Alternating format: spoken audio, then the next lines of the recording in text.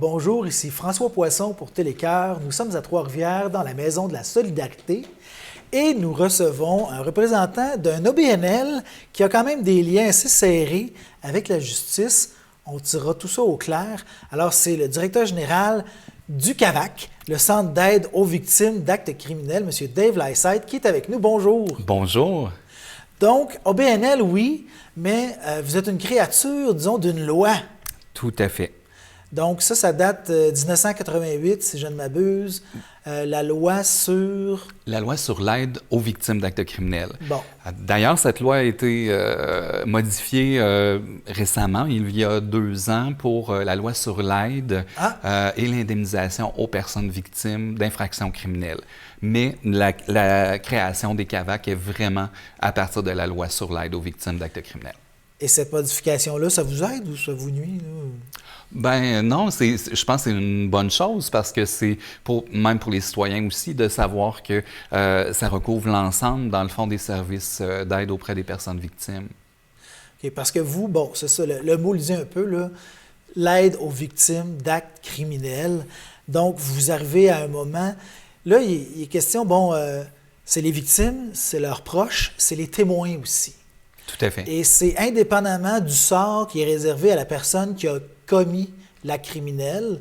Donc, même, bon, elle n'est pas arrêtée, elle est arrêtée. Bon, c'est ce qu'a vécu finalement les autres on veut venir les aider finalement.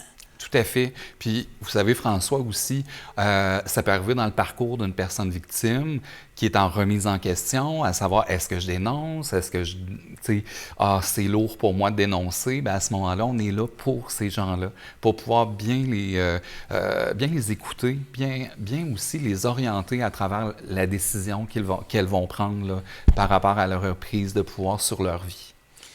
Parce qu'à ce moment-là, bien, moi, à prime abord, je pensais que le CAVAC, c'était vraiment pour accompagner les gens au palais de justice pour que ce processus-là, qui peut être assez traumatisant, d'aller à la cour, soit encadré, puis les gens soient vraiment accompagnés, presque dorlotés, là, pour vivre ça de la meilleure façon possible. Mais c'est beaucoup plus que ça, ce que vous faites là. Bien, l'intervention du CAVAC, en fait, c'est une intervention qui est souple dans un cadre qui est rigide, particulièrement dans un palais de justice, où est-ce qu'il y a un décorum, où est-ce qu'il y a des règles, où est-ce qu'il y a différentes attitudes et comportements aussi à adopter à la cour. Vous mentionnez le service d'accompagnement à la cour, c'est l'un des services qui peut être le plus connu de la part du CAVAC, mais ça va au-delà de ça, là. On a différents programmes d'information pour les personnes victimes.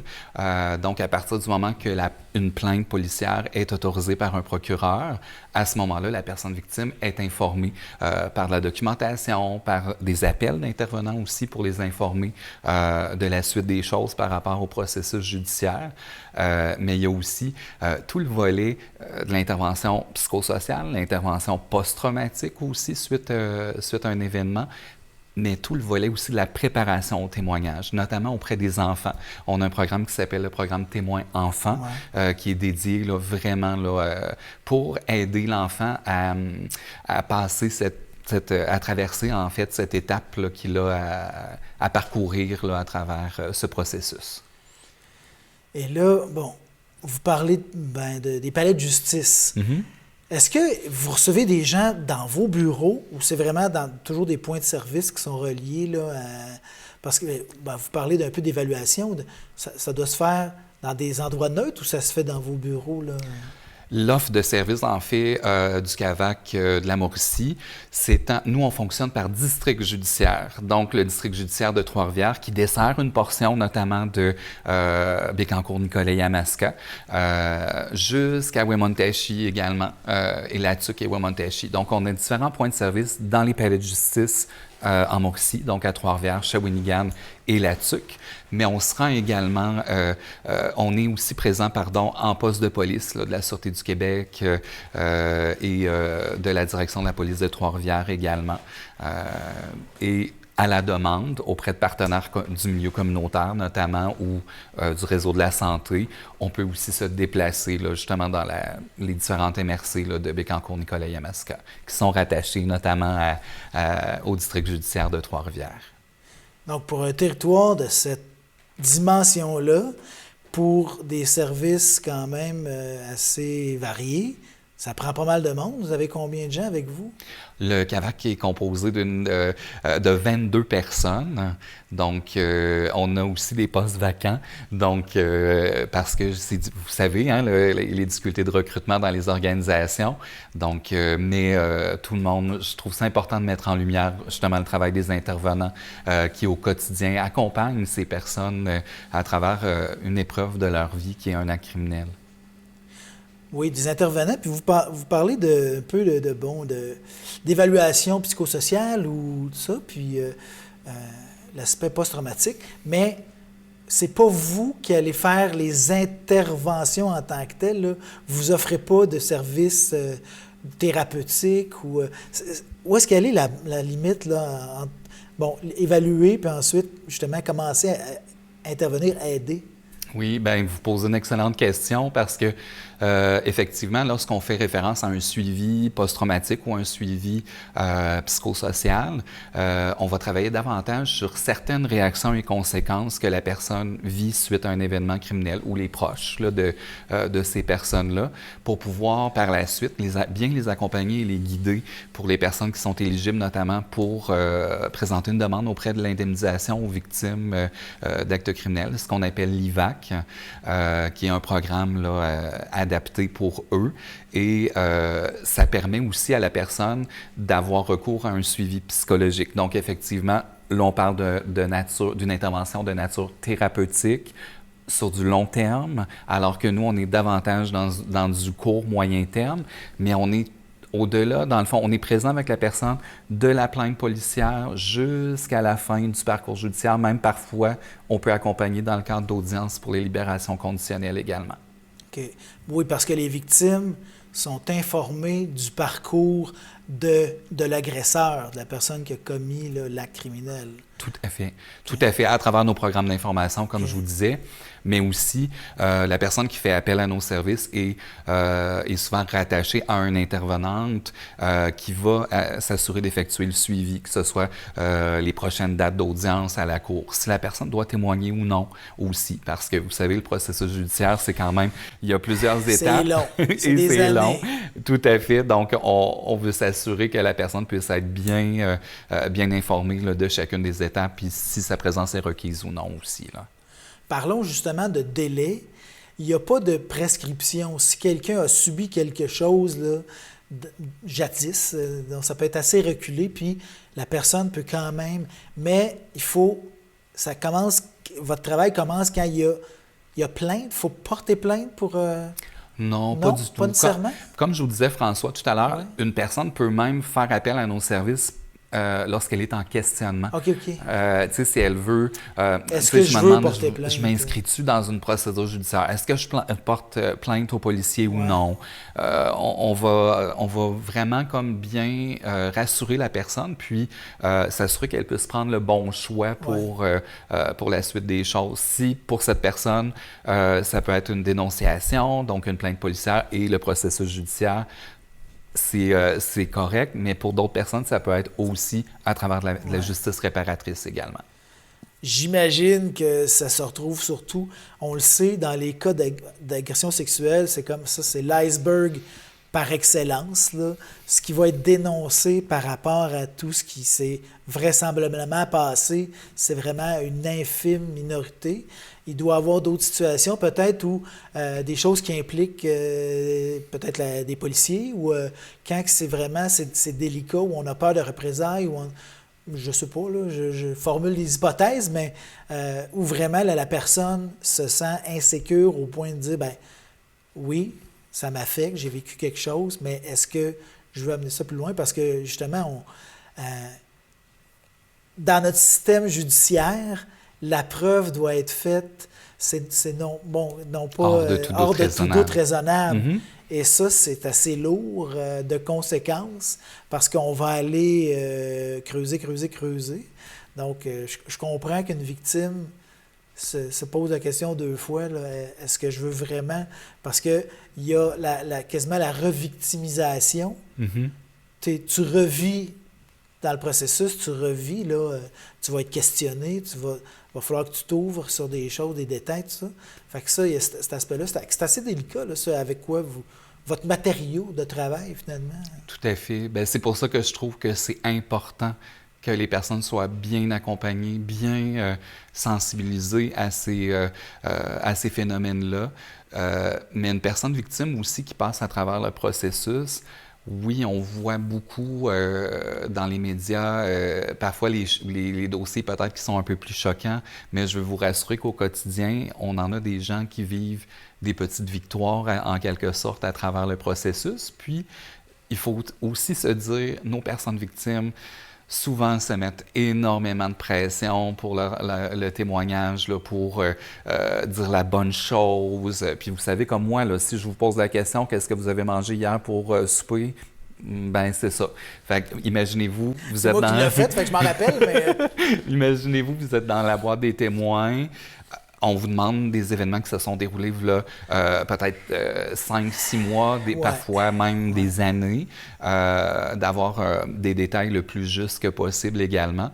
Donc, on s'assure vraiment que les personnes puissent être rassurées à travers ça, mais aussi, le fardeau de la preuve appartient aussi au procureur aux poursuites criminelles et pénales. Donc, souvent, on va rassurer la personne victime pour lui dire « c'est pas à toi de porter ce fardeau-là. Ton rôle aujourd'hui, c'est de raconter les faits. Qu'est-ce qui s'est produit là, lors des événements. » Là, on tombe dans les détails, mais d'où l'importance de la déclaration initiale aux policiers qui, là, vont mettre par écrit, parfois, ça sera la personne elle-même qui va l'écrire, parfois le policier. Tout à fait. Qui va, alors que là, ça peut être frais, si on ne parle pas d'une agression qui est survenue dans le passé, mais donc, la personne va pouvoir à ce moment-là revenir à sa déclaration puis se remettre, c'est pas nécessairement ce qu'on veut faire, là, se remettre dans l'état d'esprit dans lequel on était, mais si on veut offrir un bon témoignage.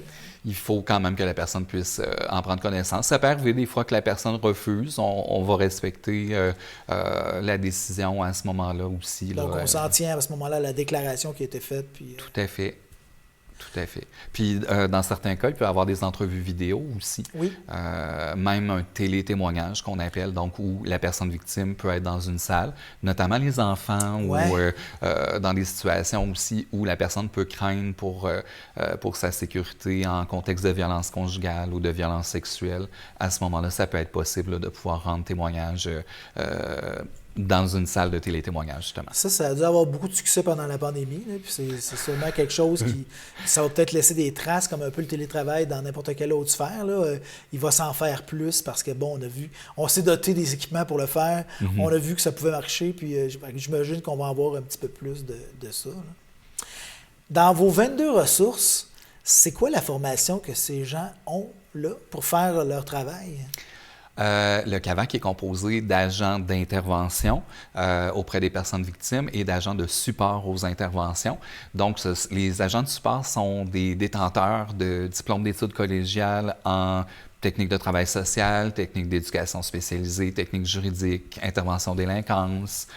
Et nos agents d'intervention, ce sont des criminologues, travailleurs sociaux ou des membres d'ordre professionnel ou inscrits à des registres là, d'actes réservés ou de droits acquis là, auprès des ordres professionnels.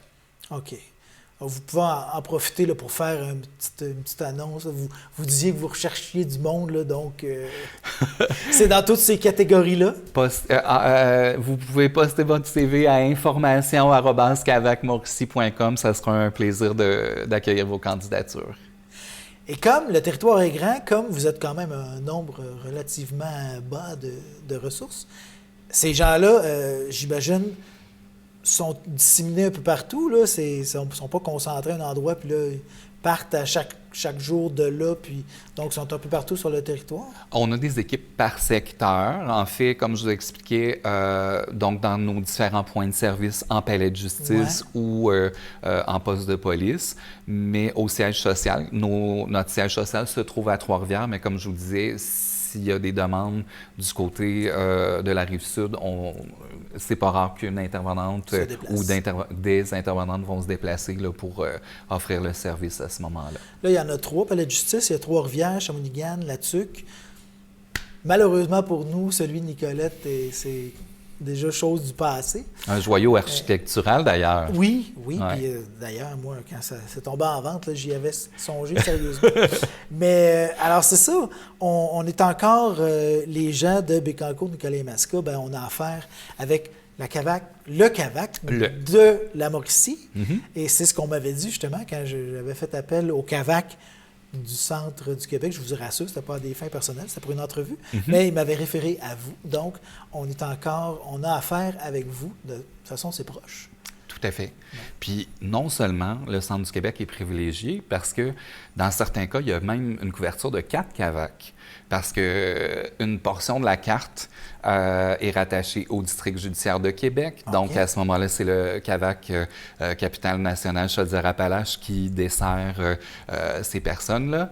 Il y a aussi le CAVAC Centre du Québec, comme vous avez nommé, et aussi le CAVAC Montérégie et le nôtre, aussi en Mauricie.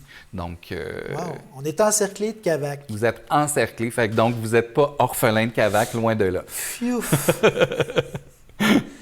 Lui, M. Dave Lysette, là, pour se retrouver dans cette chaise-là, le parcours, à quoi ça a pu ressembler? Là, vous avez dit un peu les formations de vos collègues, mais vous, votre formation?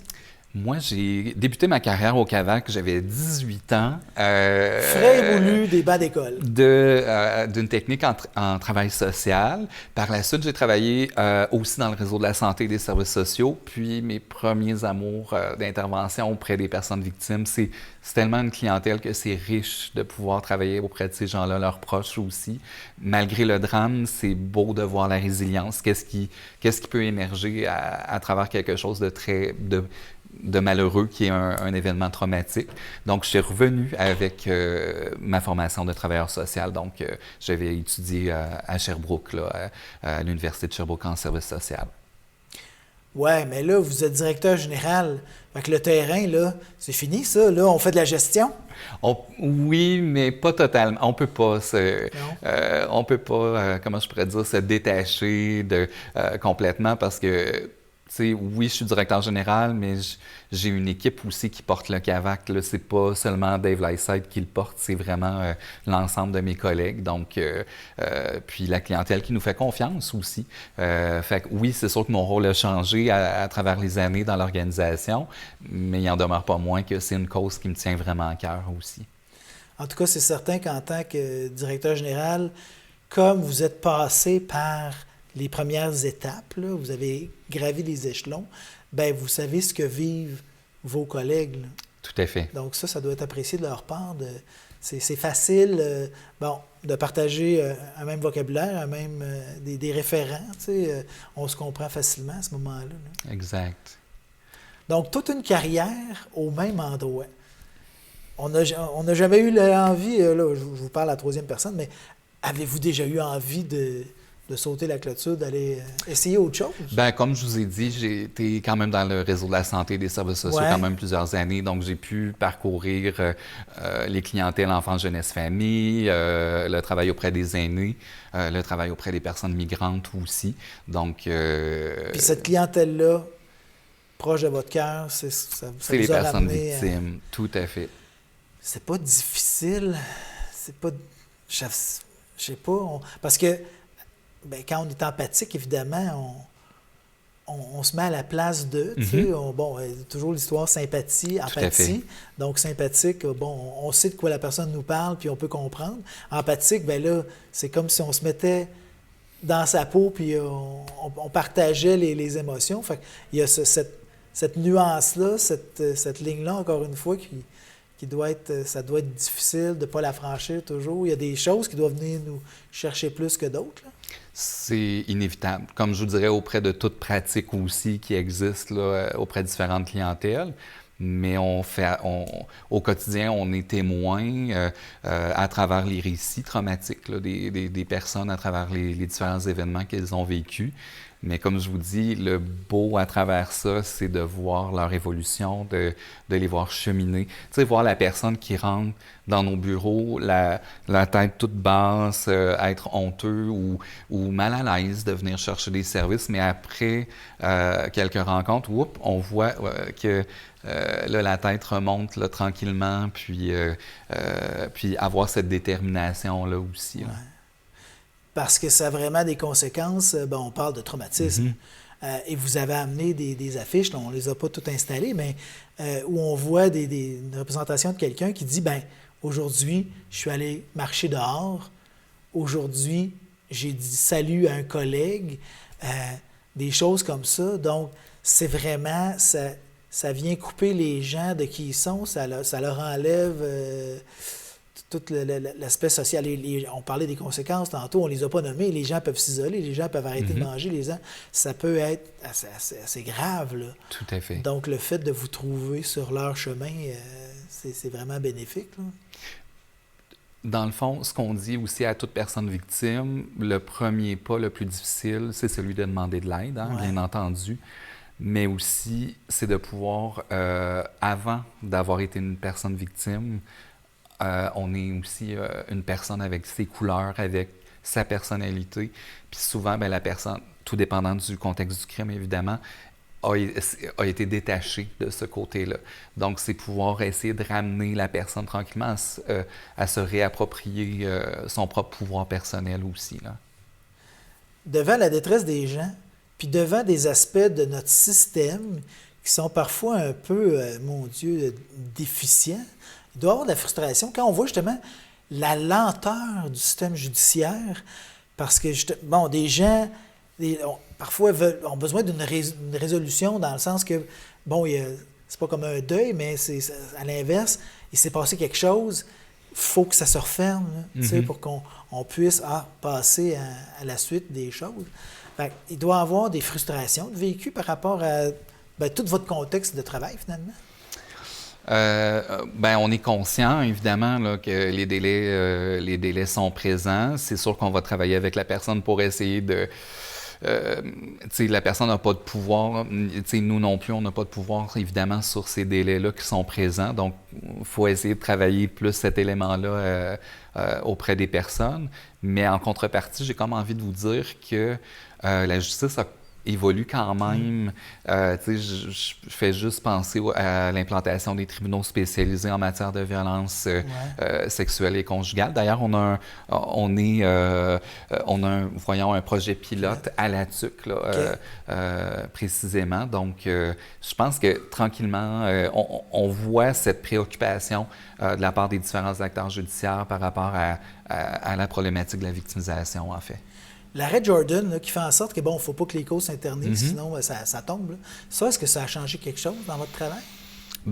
En fait, c'est sûr que c'est plus les juristes qui pourraient vous répondre là, par rapport à ça, mais bien sûr, oui, on a pu être confronté à des situations où, malheureusement, certaines causes ont pu... il n'y en aura pas de résolution, la cause tombe, puis c'est fini.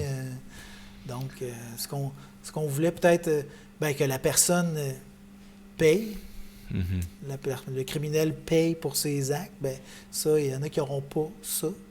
Fait que ça doit jouer quelque part.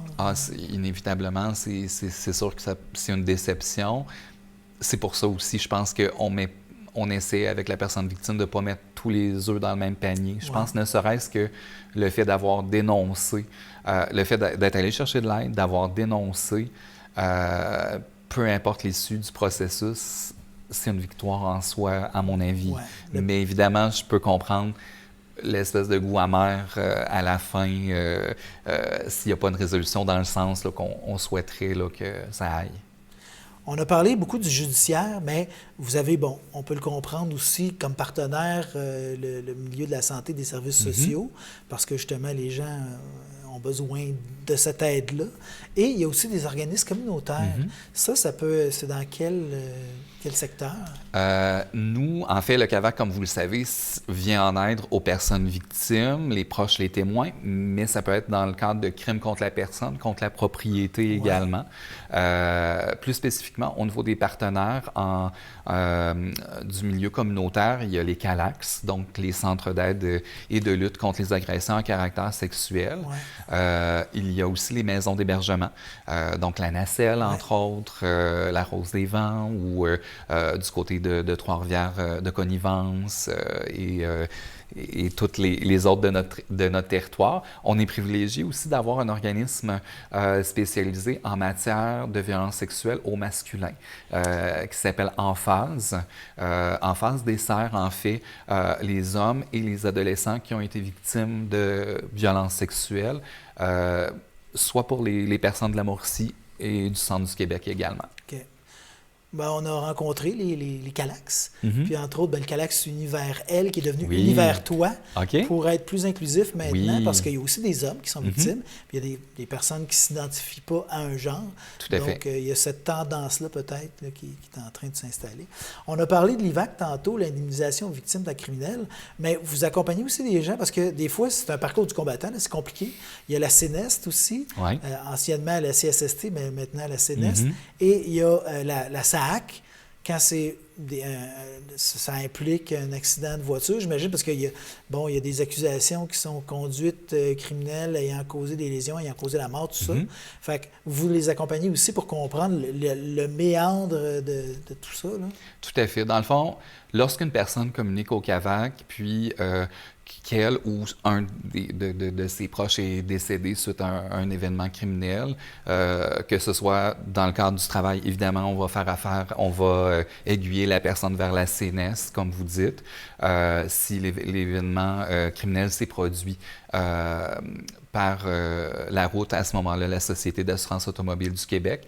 Et majoritairement, nous, on travaille avec IVAC, donc la direction de l'indemnisation des victimes d'actes criminels. Notre rôle va être, on n'a pas un rôle décisionnel à travers ces programmes d'indemnité là qui sont proposés aux gens, mais on va bien les diriger, bien les guider, les accompagner aussi pour l'assistance technique, parce que souvent, c'est lourd, là. On vit quelque chose, on doit compléter des documents et tout ça. Fait que c'est notre rôle aussi là, de pouvoir soutenir les gens à travers ce processus. On espère là-dessus que votre appel à un apport de ressources va être entendu. On le souhaite.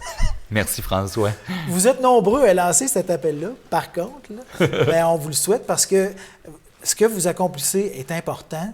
C'est des gens qui sont en situation de vulnérabilité à ce moment-là et c'est susceptible d'arriver à n'importe qui. Voilà. On le sait. On espère toujours ne pas avoir besoin de vos services, mais maintenant, on sait que si on en a besoin, vous êtes là. Donc, le CAVAC, le Centre d'aide aux victimes d'actes criminels, Mauricie et aussi Bécancour, Nicolet, Yamaska.